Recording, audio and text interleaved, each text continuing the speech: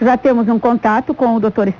Stefani, que é do Instituto do Câncer Mãe de Deus, da área de auditoria e gerenciamento em oncologia, para falar sobre essa pesquisa do INCA, do Instituto Nacional de Câncer, que revela a relação de 19 tipos de tumores malignos com o ambiente de trabalho do paciente. Isso, doutor Stefan, é um dado importante que pode ajudar, inclusive, as pessoas a fazerem adaptações no seu dia a dia, no seu trabalho, para, quem sabe, minimizar esses riscos. Como é que vocês recebem esse levantamento e como é que pode haver uma proteção por parte dos trabalhadores que estão mais expostos? Boa tarde. Boa tarde. Então, Isamara, a informação de que existem alguns tipos de câncer que estão relacionados ao ambiente de trabalho, essa informação especificamente é um dado antigo. Para ter uma ideia, a primeira descrição de uma profissão que aumentava o risco de câncer data de 1775, quer dizer, eram pessoas que eram limpadores de chaminé que aumentavam o câncer de bexiga, de pele e de bolsa escrotal.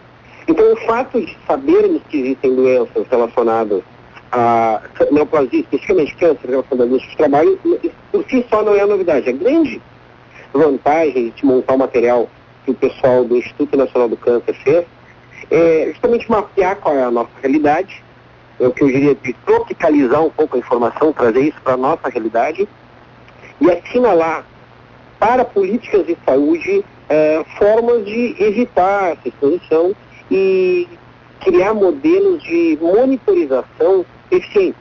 Portanto, é impossível eu, por exemplo, evitar que existam pilotos de avião, que é uma profissão de maior risco. Da mesma forma, é impossível evitar que são farmacêuticos. Mas é muito adequado nós termos um protocolo de monitorização dessas pessoas para que o mais precocemente possível se afaste as pessoas quando o risco passa a se tornar excessivo.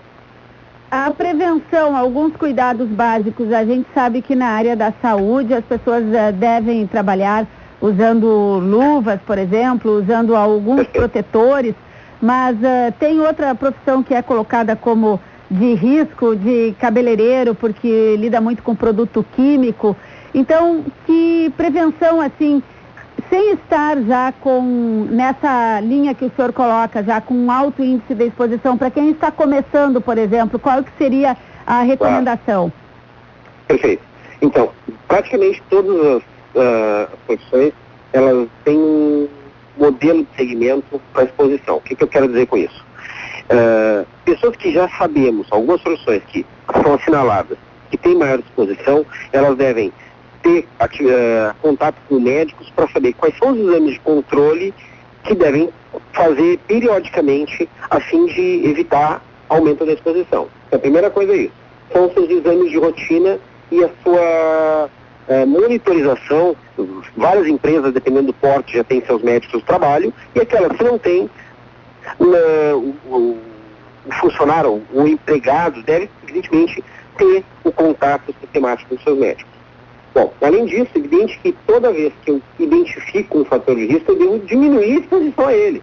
Portanto, se eu vou lidar com produto químico, é absolutamente fundamental que eu use os equipamentos de proteção regulamentados, use os equipamentos de proteção que são não só regulamentados, mas são obrigatórios em algumas situações, e que, se mesmo assim eu tenho que ter exposição, ela deve ser minimizada com todos os cuidados necessários. Por exemplo, um farmacêutico que vai trabalhar com produtos que são carcinogênicos, ele, além de estar num ambiente preparado para isso e obedecer essa regulamentação, ele deve evitar de se cometer pequenos pecados, assim. As pessoas, quando estão muito tempo no trabalho, ou quando não estão muito bem treinadas, elas se concedem pecadilhos que, com o acúmulo e com o tempo, podem cobrar um preço por isso. O organismo vai pagar um preço pesado para aqueles pequenos pecados que vão sendo cometidos no decorrer da vida. Essa questão da vigilância, da prevenção é fundamental. A gente pode falar um pouquinho também sobre a área rural, tem a questão dos agrotóxicos, é outra prevenção importante que o pessoal que lida com isso precisa tomar também, mas às vezes as pessoas relutam um pouco até em usar equipamentos. A gente vê isso na construção civil, uso de capacete, de luvas, e muitos desses trabalhadores, eles sabem do risco, mas eles resistem, doutor.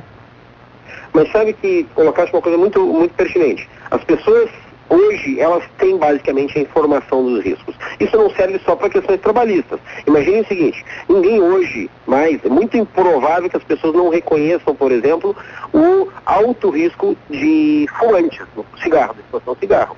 E mesmo assim as pessoas continuam fumando.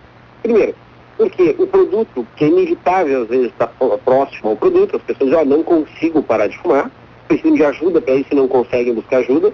Agora, principalmente, porque as pessoas não acreditam que vai acontecer com elas. Esse é um comportamento clássico do ser humano. Então, esse camarada que ele vai trabalhar com agrotóxico e não usou seus produtos de proteção, não fez a limpeza adequada na sequência, ou está trabalhando acima daquele nível determinado como seguro, ele, no fundo, ele não está acreditando que realmente aquilo vai atrapalhá-lo. Ele reconhece que há a descrição de aumento de risco, mas ele não consegue quantificar quanto aquilo realmente vai trazer de dano. Isso acontece em todas as áreas da medicina e, particularmente, um dos méritos do trabalho, nos méritos do trabalho apresentado pelo INCA, é exatamente isso. É assinalar aquelas profissões em que as pessoas têm que se tocar, que, olha, não é tão simples assim. Realmente existe mais risco se a pessoa não tomar os cuidados pertinentes. Na nossa profissão, por exemplo, no jornalismo, é rotineiro a gente fazer audiometria para testar o nosso índice de audição, como vai.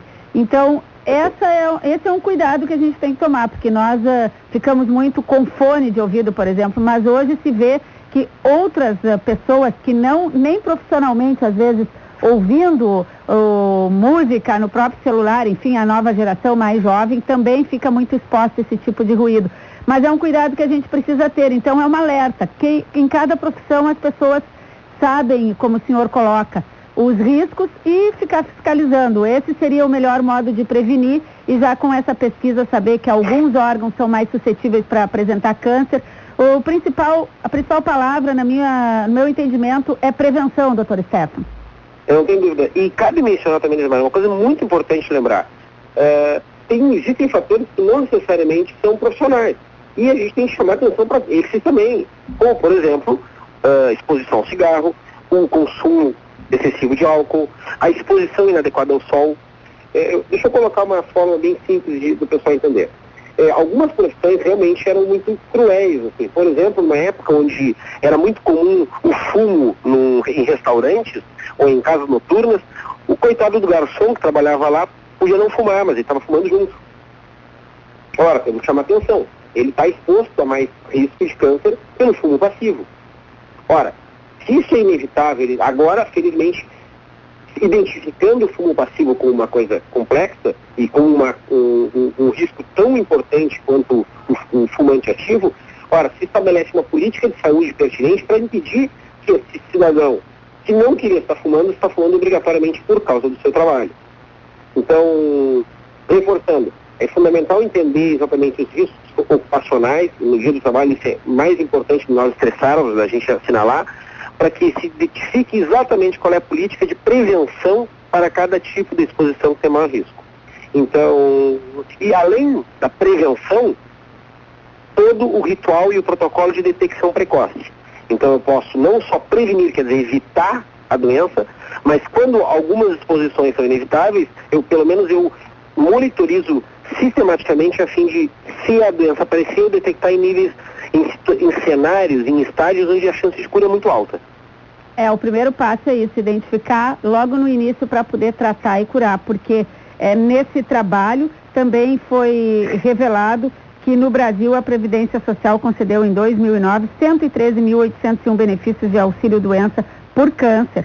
Claro que alguns deles podem ser registrados, ter base na relação ocupacional do paciente. Nem todos, é óbvio, mas tem uma previsão de que este ano 20 mil novos casos de câncer relacionados à ocupação dos pacientes surjam no país. Então, se houver esse cuidado, esse sinal de alerta que foi dado com essa pesquisa agora, doutor Stefano.